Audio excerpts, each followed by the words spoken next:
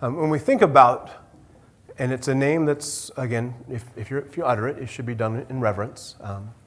But it is the name which God was known in the antiquity.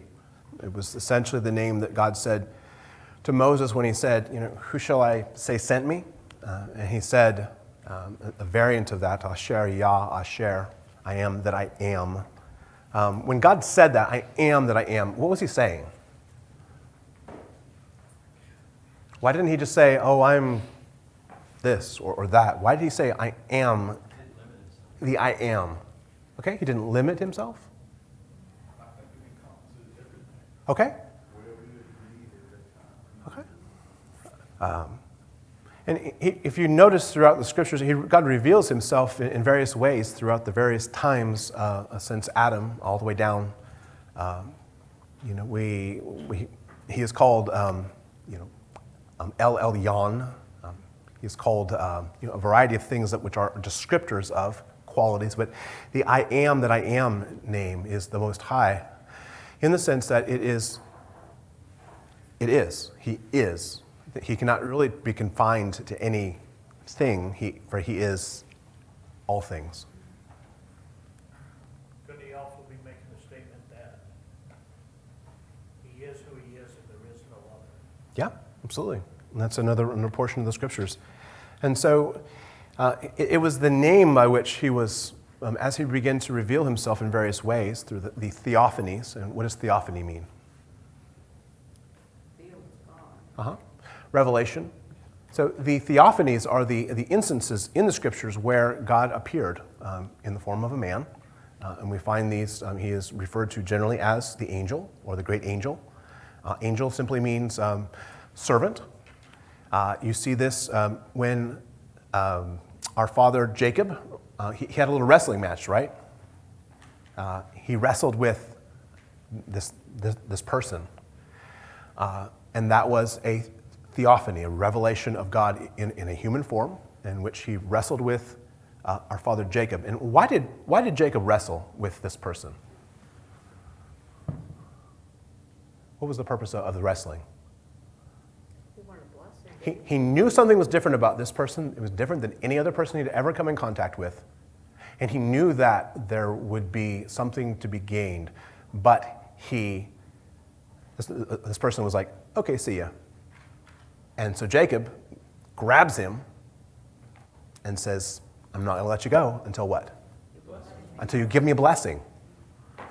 So this person, which we know as the pre-incarnate Yeshua, could he have won the wrestling match? Without even trying. He let Jacob wrestle with him for a purpose. And at the end of that wrestling match, what happened?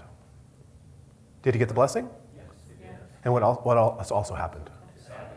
Okay, so he was handicapped in a certain way, as a reminder of his experience or his encounter with God.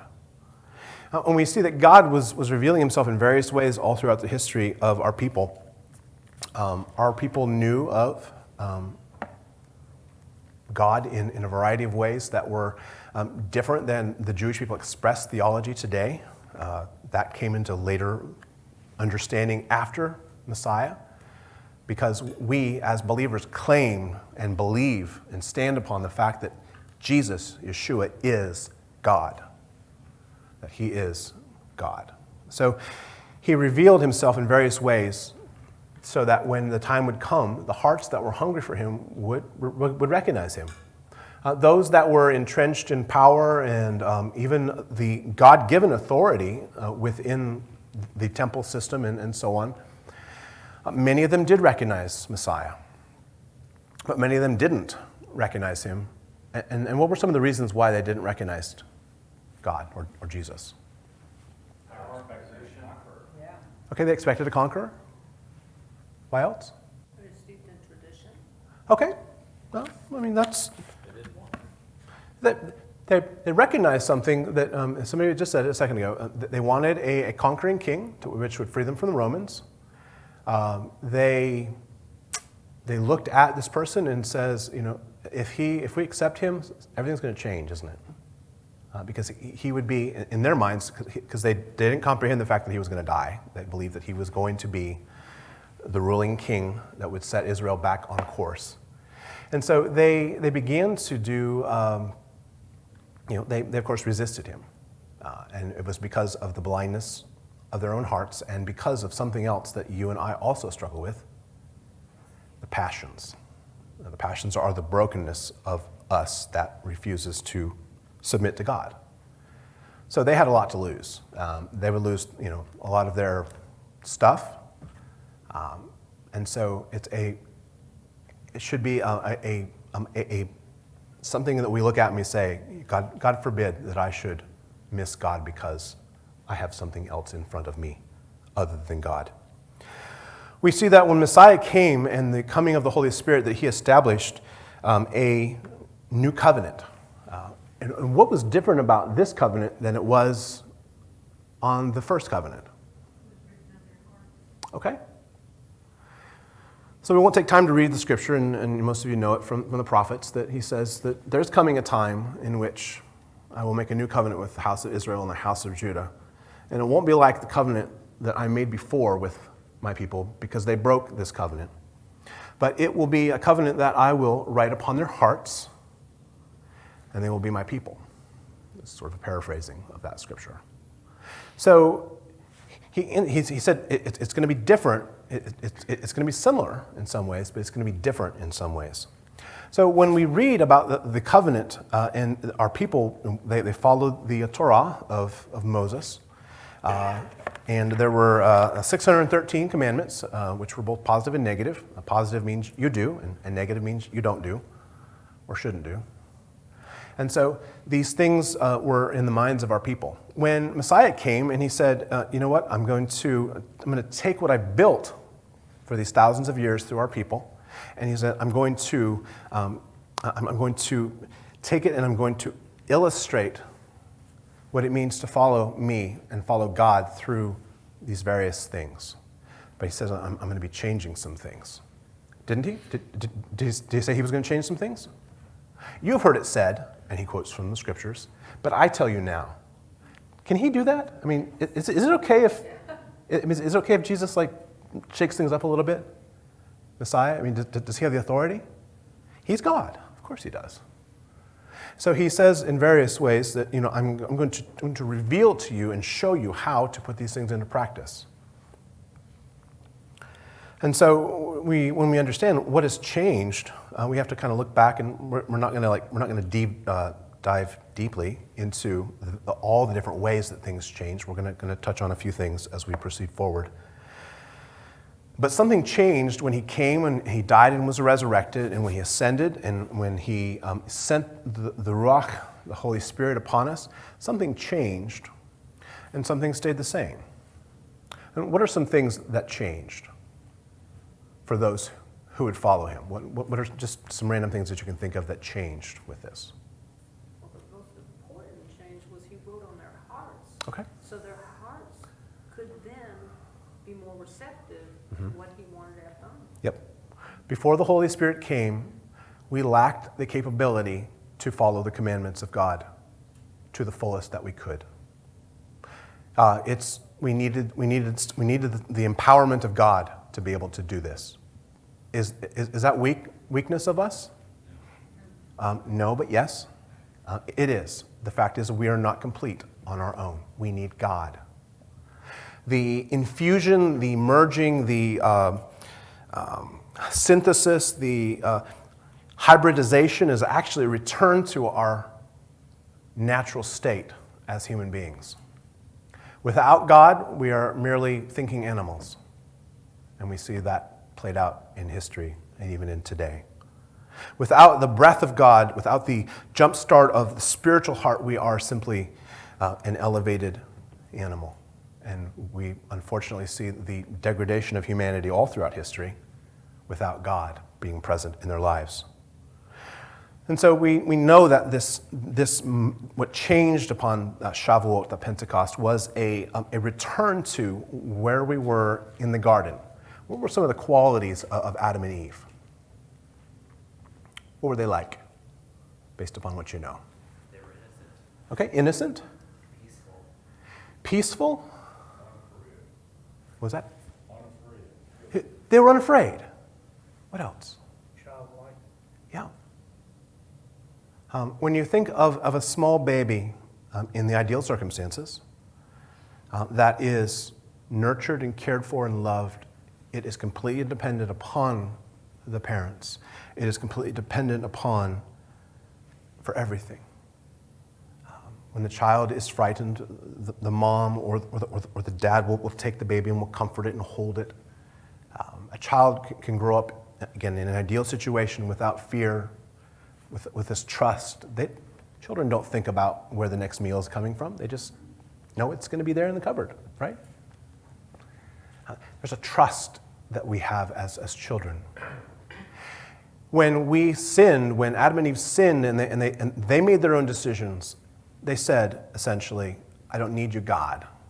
I can do this myself. Have you ever said that as a child? Did you ever say it in the past week or two? Yeah, and we're not referring to we don't want our children to grow up, because we do.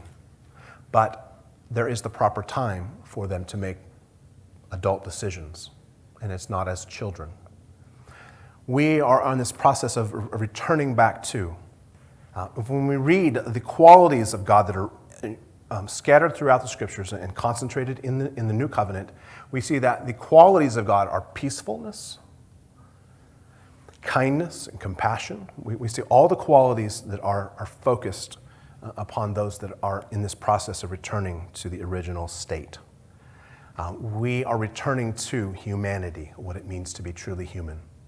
And to be truly human means that we reflect the qualities of God, because Adam and Eve were the children of God before their fall. And then they became the children of the fallen one.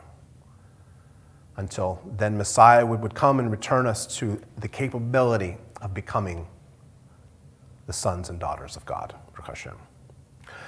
If somebody says that they keep the Torah of Moses today, how would you answer them? All of it? Yeah? That would be my first question. Yeah. I keep the Torah of Moses. How would you answer me? They place themselves under the law. Okay, they've placed themselves under the law. How else? What else? I doubt that they can keep the entirety of the law because they can't do certain things. Okay.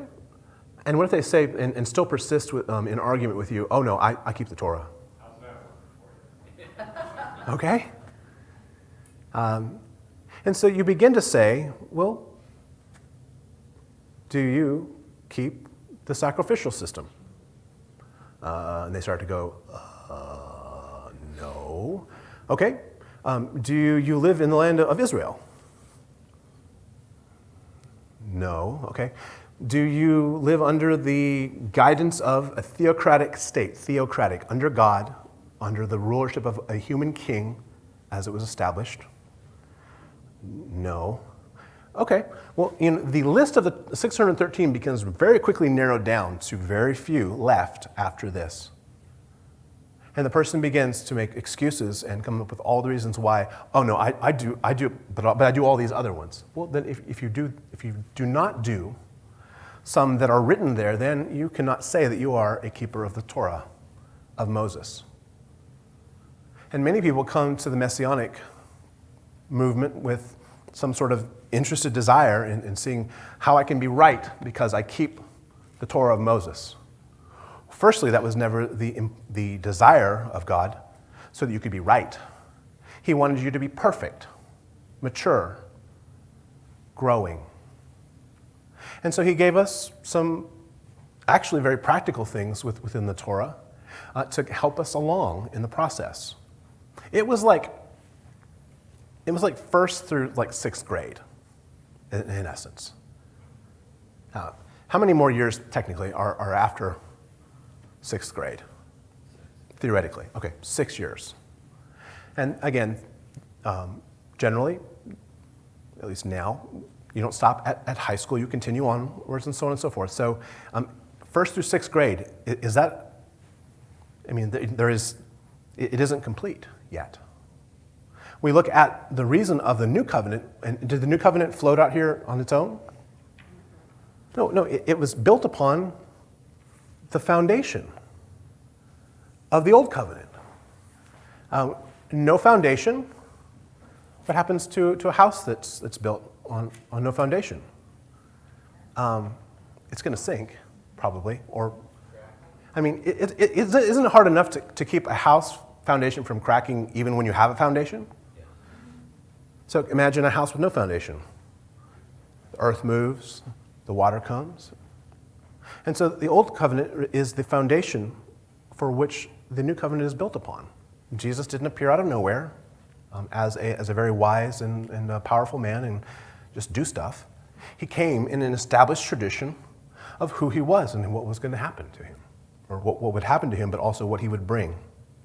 So we see that this reality is that the new covenant, does God say that it's a better covenant than the old? He sure does. And why is it a better covenant? Because it's the fulfillment of the old covenant. Okay, the fulfillment of the old covenant. Does it mean that the old covenant is unimportant? No, it's the foundation. And the foundation, without it, then the rest of the stuff just is kind of like floating around here. It has to be placed upon and rest upon the foundation that has been built. If you turn over, please, to Hebrews chapter 10, the book of Hebrews. So this book, and believe it or not, the Messianic movement is very diverse in its expression. There are people within the movement that want to throw this book out of the Bible. How does that make you feel? They want to throw Hebrews out. Is that absurd? Well, it doesn't agree with my theology, these people would say. Okay. Well, I mean, why should we stop with Hebrews? Why don't we just start chucking the other stuff that doesn't really... Is this absurd? It is absurd. Who gave them the authority to start throwing books out of the Bible? And the answer is nobody.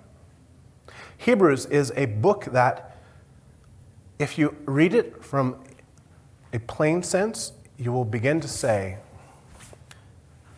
no, the Old Covenant is not where we stop. It's where we start. It is where we begin. It is the understanding and the wisdom that is there is crucial to a proper movement forward. Hebrews chapter 10 and verse 1, it says, for the law, which was a broad sense of meaning the Torah, and what does Torah truly mean? Teachings, that's right. Of the teachings of the Torah, yes, there is a measure of law which says this is how a theocratic society should function. If you steal, here's the penalty for that. If you want to enter into a contract or covenant, here's how you do that. It was necessary for the holy community to function. We have to have certain things that are important like that. But the whole of the Torah was to understand how to approach God and how to interact with people. It said it isn't okay to smack somebody upside the head so that their eye pops out. It's not okay. And if you do that, there has to be something that there is recompense for that. If you can't go along and let your animals run wild and so that they hurt somebody, if you do that, then there's a penalty for that. Well, is that harsh? No, that's maintaining proper order. That's how God is functioning and wanted his nation to function. There had to be an order. What is a society that has no order called? Chaos, anarchy. It's the whole belief in tragic, and it's not limited to this present time, it's all throughout history. It is, I recognize no one. I have no authority over me, and I will do whatever I want. Okay, well, we'll see how long that lasts for you. It says in the book of the scriptures that in those days in Israel, there was no king, and every person did whatever they thought was right in their own eyes. Each person said, no, I'm going to follow God however I want to do it. I'm going to interact with people in society however I want to do it. And that is called anarchy. In this particular book, he begins, the author of, which some believe is Paul. It's not 100% certain who. But it says, for the law, having a shadow of the good things to come, and not the very image of the things from which can never with these same sacrifices which they offer continually, year by year, make for those who approach perfect or perfection. For then would they not have ceased to be offered? For the worshippers, once purified, would have no more consciousness of sins. But in those sacrifices there is a reminder of sins year after year, for it is not possible that the blood of goats and bulls could take away sins. Okay, so the sacrificial system was to teach that when there is sin, there has to be a sacrifice made by blood in order to heal what was broken. And we see that all of those things, all the various sacrifices that were made, were for a purpose. And they were to show that blood is necessary. But the blood of animals is not the goal. It is not the destination. It was a shadow. It's pointing to something else. And what was that something else? Okay, Yeshua being the perfect sacrifice. And why was he perfect where this bull is not perfect? Okay, he was God, and he was also perfect, innocent, compassionate human being. He had no sin. He had no corruption, nothing that was of a defect in him. However perfect that this animal is, whatever perfect was, it was simply a created being. God said, I will descend into the earth, and I will raise up fallen humanity. And he did. And so it says, continuing, that therefore when he came into the world, he said, sacrifice and offering you did not desire. Does God like the blood of animals? No. Is God pleased by that? No. Nope. He doesn't like to see anything suffer, anyone suffer, but it is the reality of our choices that have brought about this necessity. He says that you did not desire, but a body you have prepared for me. In burnt offerings and sacrifices for sin, you had no pleasure. And then I said, behold, I have come. In the book, or in the volume of the book, it is written of me to do your will, O God. Previously saying, sacrifice and offerings, burnt offerings, and offerings for sin you did not desire, nor had any pleasure in them, which are offered according to the law. He said, I'm going to show you and demonstrate to you the progression of repentance, the progression of teshuvah back to me. And it requires an understanding that sin kills the relationship between human beings and God. It is a blemish, a blot, a severing of communion with God when sin is present. But he says that, behold, I have come to do your will, O God, and he takes away the first so that he may establish the second. Okay, and by that we have been sanctified through the offering of the body of Messiah Yeshua once and for all. And every priest stands ministering daily and offering repeatedly the same sacrifices, which can never take away sins. So the blood of goats and bulls and others, did God say to do this? Yes, he did. He was showing the pattern. And it was as if it was a temporary fix, but it couldn't wash away the sin of the people. It could only cover so that it wasn't present. And this is a transcendent thing, which it's difficult to wrap our heads around. But it was for the purpose of showing the great sacrifice which would be made later.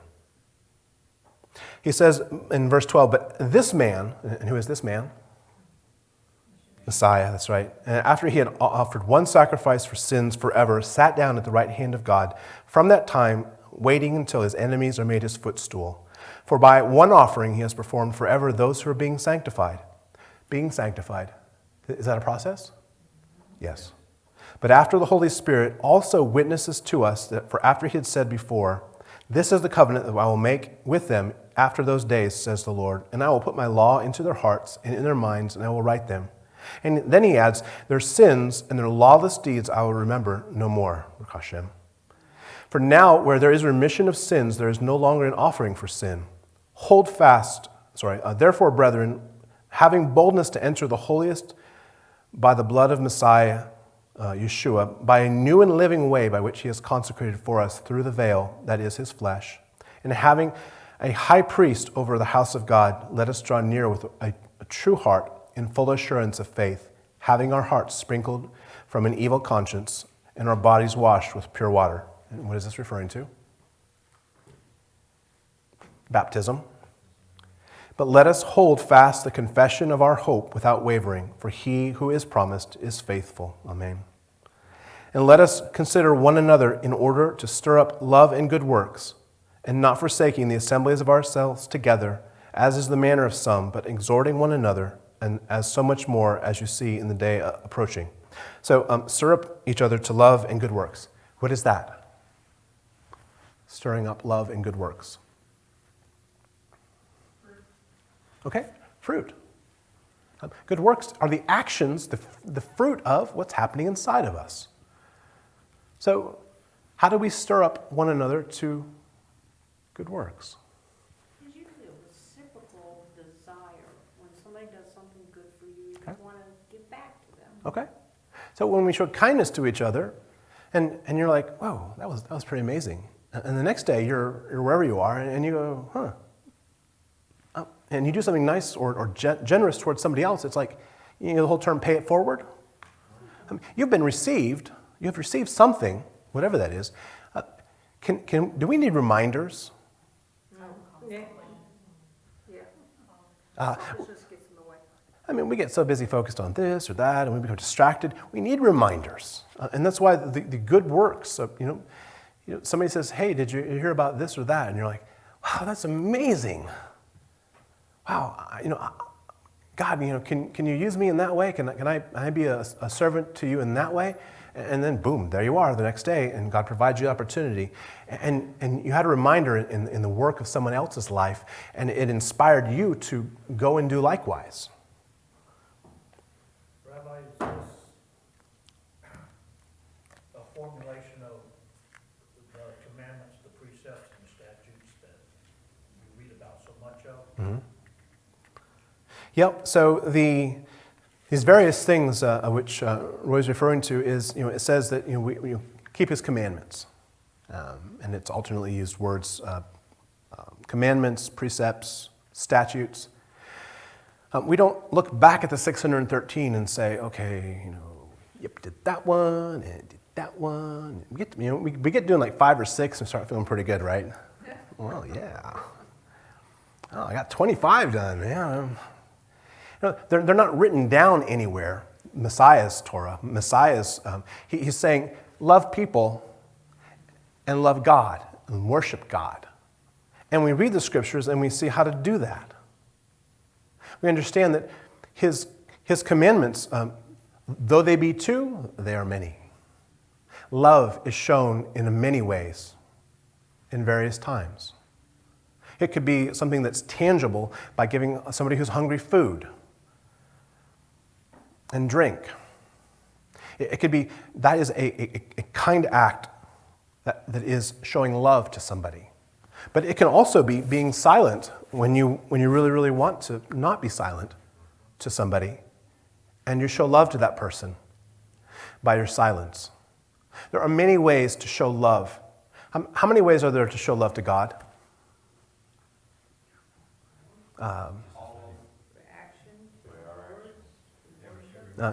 Remember that scene in, what was that? I'm probably going to date myself, but there's like a million jillion ways. There's endless ways to show love to God and truly then to people. It's the intention of our hearts. And you can't write down these things and check them off. You have to be infused with the Spirit of God that is growing you and purifying you so that your heart is truly, the commandments are written upon the heart, and you begin to do. And these are the beautiful things that we learn as we proceed forward. So he says, continuing,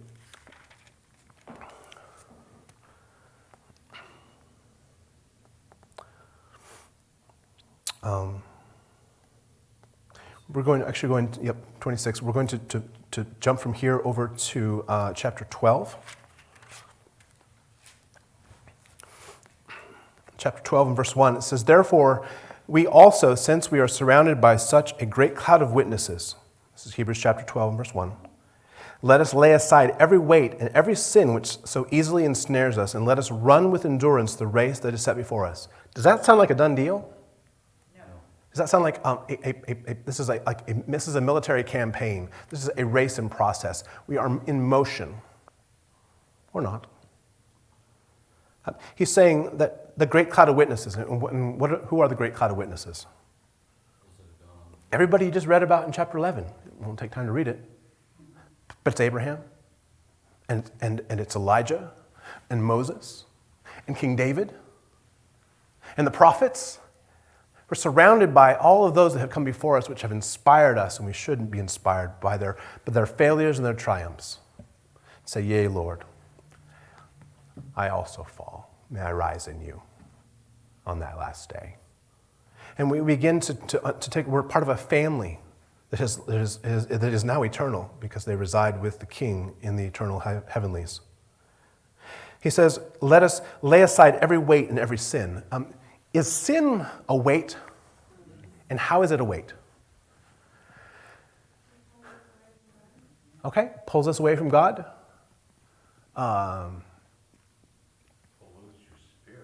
Yes, amen. It pollutes the spirit.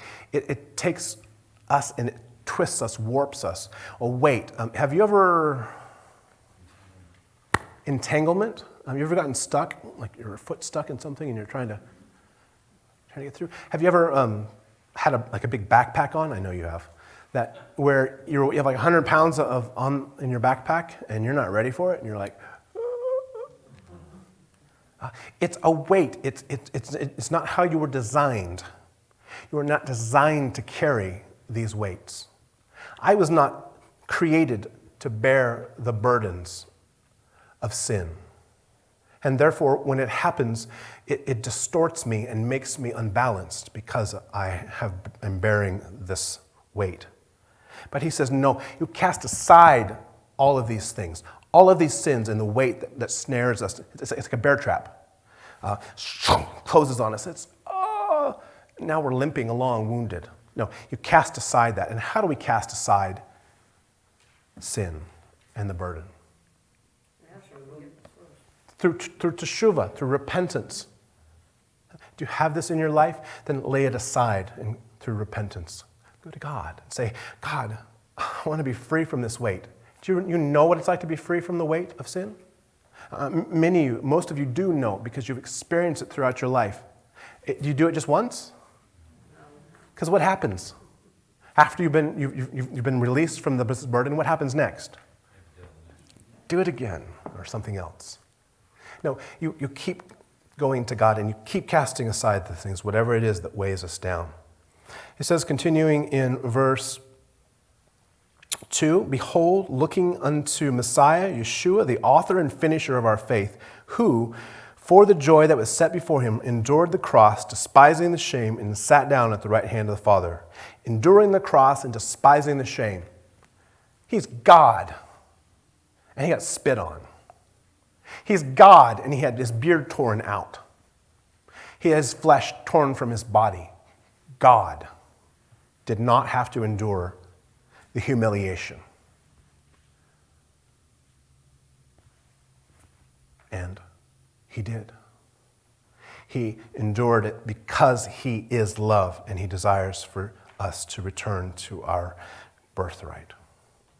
He says, "For considering him who endured such hostilities from sinners such as me, against himself, lest you become weary and discouraged in your souls." We look to the lives of the prophets and the apostles, and for all of those righteous ones, they are the superheroes because they endured and they persevered through. The true superheroes, the ones who have accomplished and have overcome the world, that no fictional character, Apollo or Zeus or Perseus or Superman or anybody ever actually did. He is the true and he is the one who is calling us back to him. He says that you have not resisted to bloodshed, or not yet resisted to bloodshed, striving against sin. What does that mean? To strive unto blood. Giving up our own life. Okay, giving up our own life, perhaps in martyrdom, but also not. Okay, we haven't crucified ourselves, our flesh. He says you're running, but you're not there yet. Keep going. Keep progressing forward. He says, and you have forgotten the exhortation which speaks to you as sons. And he quotes the king who says, my son, do not despise the chastening of the Lord, nor be discouraged when you are rebuked by him. For he who the Lord loves, he chastens and scourges every child who he receives. Is that a good thing? It's because he loves us that he does anything about us. When he disciplines us, it's because he loves us. He wants us to be in the most mature and perfect that we can be. That's why he chastens us. Is being chastened fun? No. No, it's not. But if it forms you and molds you into and gets you further along the path, then Baruch Hashem. Then Baruch Hashem. It is no runner ever became an Olympic athlete and won because they were afraid of the pain, of the discipline, of accomplishing the goal. You don't go into ballet. I don't really know a whole lot about this, but you don't go into ballet going, this is going to be just a dance and a float. Is it painful? Because you're stretching your body in ways that you are not 100% sure your body should be stretched. And you're training to become something more than just you are at that moment. And you and I are also in training to become something greater than this. For if you endure the chastening, God deals with you as children, sons and daughters. For what child is there that the father does not chasten? For if you are without chastening, of which you all have been partakers, then you are illegitimate and not children of God. Furthermore, we have had human fathers who corrected us, and we paid them respect. Shall we not much more readily be in subjection to the Father of spirits and live? For they indeed, for a few days, chastened us to what seemed best. But he does it for our profit, that we may be partakers of his holiness. Now, no chastening seems to be joyful for the present, but painful. Nevertheless, afterwards it yields the peaceable fruit of righteousness to those who have been trained by it. Was the children of Israel's journey in the desert a walk in the park?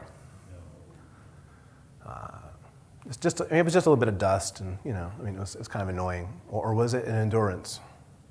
Yes. And did they endure the chastening of God? And some of them didn't endure it. Some of them ran away. So we see that part of the process is our bowing our hearts to God and allowing him to guide us to be those that have submitted ourselves to God. Is that hard for us? What do we often do whenever difficult things or circumstances happen? Okay, we blame somebody else. What else? We question God, why? Why is this happening? Okay. Why me? Why me? All right. Okay, we give in sometimes, and it's about persevering through. These are the opportunities for our hearts to become tender, our hearts to become malleable. You may never know why you endured this or that. Faith is the light that draws us forward, that keeps us moving towards the light. He probably will explain everything on the other side. He's probably going to say, okay, you saw this and you experienced this, but let me tell you and show you what was accomplished in this journey. And when you and I stand in the presence of God, everything will be it'll be worth it. Everything will make sense, and you will understand, and I will understand, and I will say, Baruch Hashem, blessed be God. And it's difficult and a struggle in this life, in this time. So we see that this, again, this understanding and beginning to live the new covenant, many of the things and the principles are the same, but the execution of it is different. And it's properly understanding his commandments. And if you have a doubt on whether or not it is love, then don't do it. And it is, again, the tuning of the Spirit. Rabbi Kevin, what happens when you allow your guitar to get out of tune? Cranky. Yes, I feel like that myself sometimes. He's tuning us, each of us, as a part of his body. Whatever part that you and I play, I'm convinced half the time I'm a nostril. He's tuning each of us to be the best part of the body that we can be, to be those that are harmonizing in the great symphony of what it means to be his children. And so, to understand his covenant means to live it. Judaism is not a religion of the mind. Judaism is a religion that is expressed, what is here is expressed out here. If we don't think nice things, we do loving and godly things.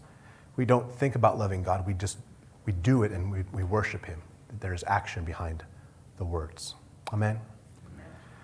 But we ask that you would please watch over us and keep us.